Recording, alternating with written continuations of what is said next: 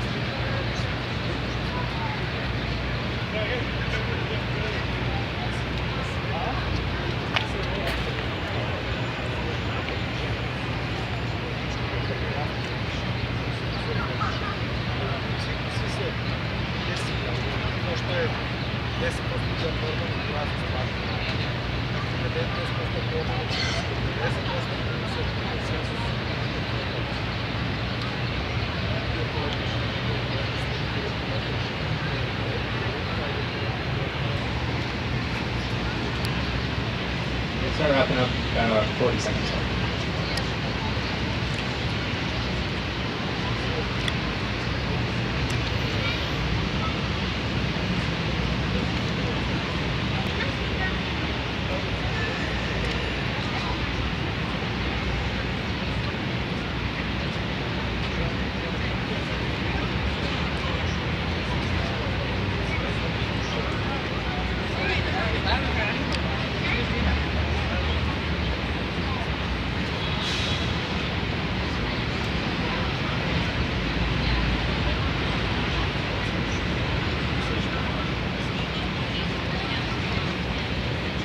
Alright. And in general with these exercises, if you ever feel like it's really going somewhere, you can never know when you start writing about something, which projects or which ideas will really start to develop on their own. So if you feel like it's really going somewhere, you should mark, put a ... or a star or something, and then go home and work on it more. But anyway, given that we have what we have at the moment, does anyone want to read? Hopefully 2 people will.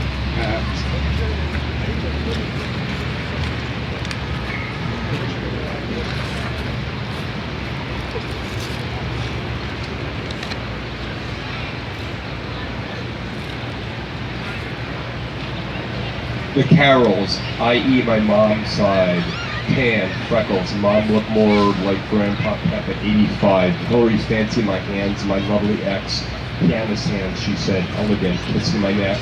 The Midtown Soothsayer jumped my way and Sky. A few weeks ago, want to read you, come by you.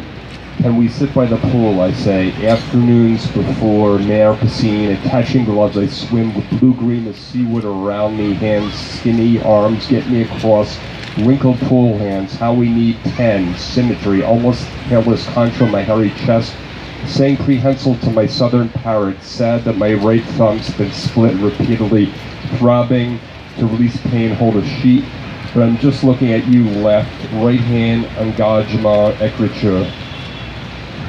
Very cool. That's great. It's like it came out as a poem. That's fantastic. I like also how many other people and then other body parts are connected to that one hand, which I think is often the case when you start with one character, and I think the hand is a character in this case.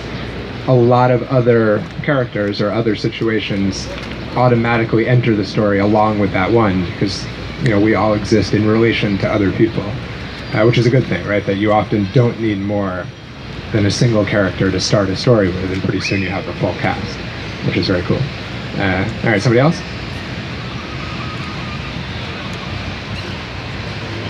Here with right in front of me with the purple dress. My hand. It's not an elegant hand.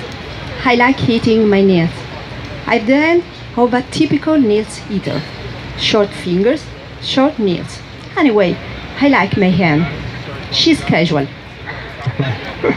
Very cool. It's good. I like how short and sweet it was, but even within that, your opinion about the hand changed, which is good. You can see both sides of it. All right. Sure. Yeah. Wait for the mic though. Yeah. Just an observation of your hand. Okay.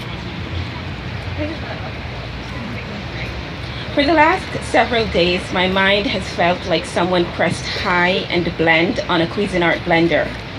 All of its contents were amalgamated into something unrecognizable, probably unpalatable, and most definitely a soupy, gloppy mess. My appearance belied the turmoil. Hair coiffed, check. Makeup flawless, check. Manicure, Outfit on fleek, you bet. But then my eyes landed on my bare left arm, a tattered yellow band whose color was beginning to fade. The black letters still leapt out at me though. R-I-S-K, it said. Just a few weeks ago, this hand was a risk to myself. I had used it to try to take my own life. Wow, yeah, that is powerful. Very intense. And it makes kind of a full circle, right? That it starts with the very violent image of the Cuisinart, then it sort of mellows out for a while and becomes more meditative, and then it returns to obviously a very harrowing moment. Yeah, thank you for sharing that. Okay, why don't we move on and do our second half now, and we're going to do another exercise, so we'll have another chance to share. Okay, so our next half, which we were talking about at the beginning, is imagination, right? If observation is a starting point, and obviously involves imagination too, right? I mean, we start by observing the hand, but then we begin to imagine what it might be thinking, what its life might be, and so on. Imagination is the opposite approach, right? We start with something that doesn't exist in the outside world, right? You could define imagination as being anything that comes from your own mind, your own subconscious, perhaps. And then the job, in terms of using it for writing, is figuring out how to render it concrete, right? How to make it something that can exist in the outside world, right? And I think the best imaginative writing, the fantasy, sci-fi, that type of writing, when it's at its best, it makes the reader feel as though they're entering an imagined world that they hadn't been to before, but that is real, the same way you might go to a new country and you hadn't been there before, but obviously it's real, right? So in terms of where imaginative ideas come from, I think it's very hard to force them, right? I think your imagination is something that you have to let work, not something you can make it work at a certain moment. But I think there are ways of cultivating a more active imagination over time, right? So the first, which is again related to observation, is just to read as much imaginative literature as possible, in film and art, again, because I think the more you take in other people's ideas, the more they kind of ferment and mix together and break down and eventually manifest themselves as what you think are your own ideas, which is good, right? I don't think imagined ideas have to be 100% original, right? But you should think of your imagination as a kind of stew or a swamp or something. You're just putting as much material as you can in there. And then, in an unpredictable but ongoing way, ideas will begin to emerge from there, right? So that's one idea. Another is to use that same journal that we were talking about for observation to also record dreams, right? I think the more that you can really engage with your dreams and really consistently record them, A, obviously the more material you'll have, but B, I think you'll find that you dream more, or at least you remember your dreams more, because you're training your mind to know that those dreams have a purpose, right? Most of the time you wake up in the morning and you have 2 minutes where you sort of remember your dream, and then you just go about your day and you forget it. But as a writer, you need those things, right? The things that are coming to you in your dreams are crucial and are often the seeds of really interesting stories. So you should just cultivate a practice of every morning, even if you have 2 lines or like a little stick figure. It doesn't even matter what it is, but anything that you can extract from the dream, even if it's incomplete, you should, right? Just keep that material. And I think a really crucial approach for writers is to not try to interpret your dream, right? Don't say, this dream means this, right? Because I think you then destroy the image itself.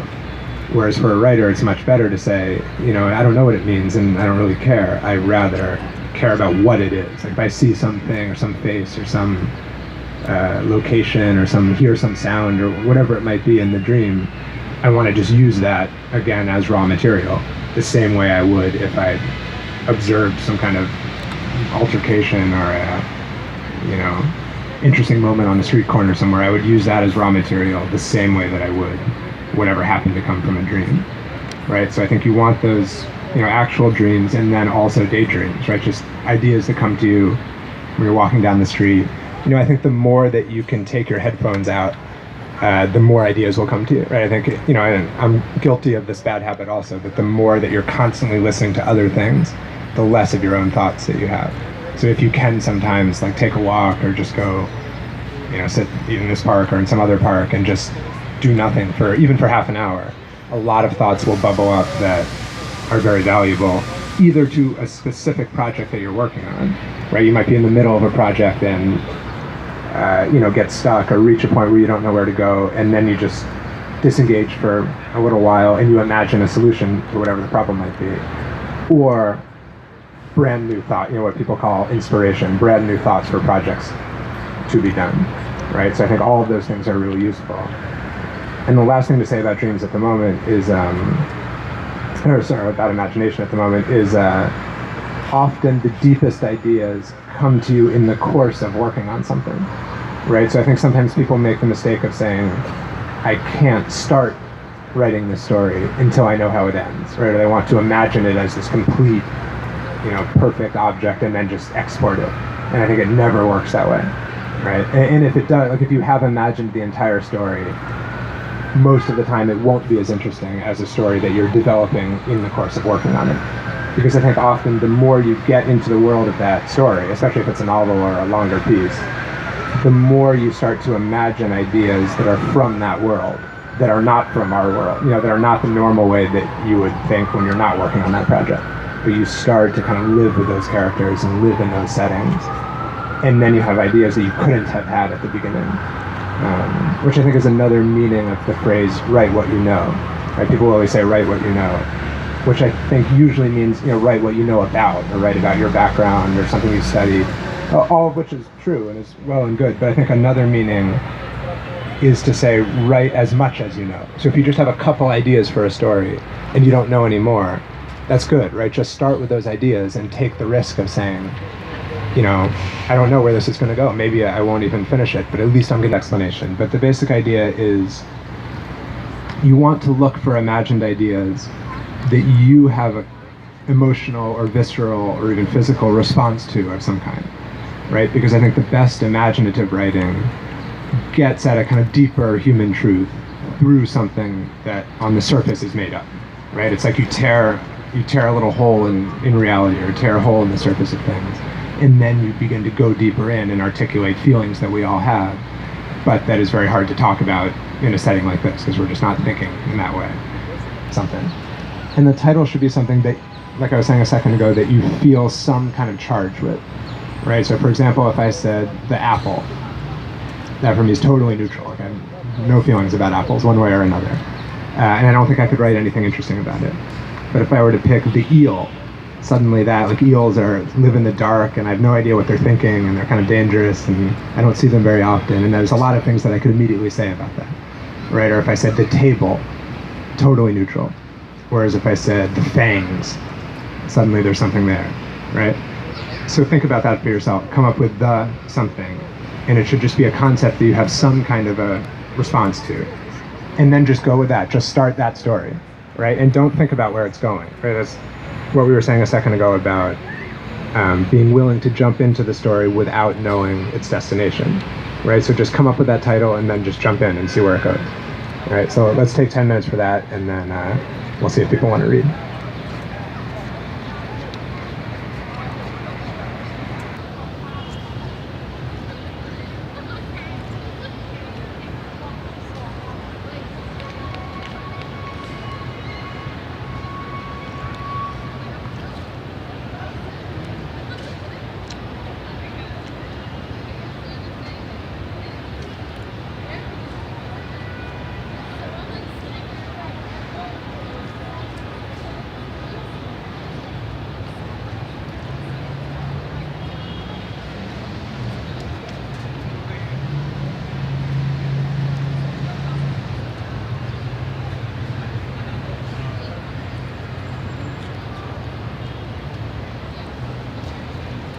Many times you go different places and you see different people, and the way that they argue with others, argue with themselves, you kind of draw an assessment.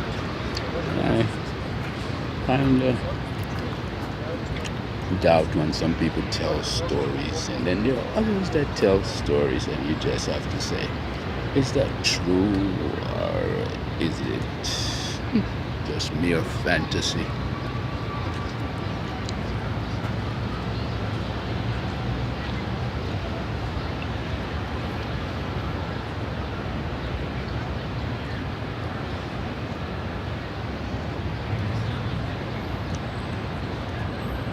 I It's can on. see it. Is Look. Check it out.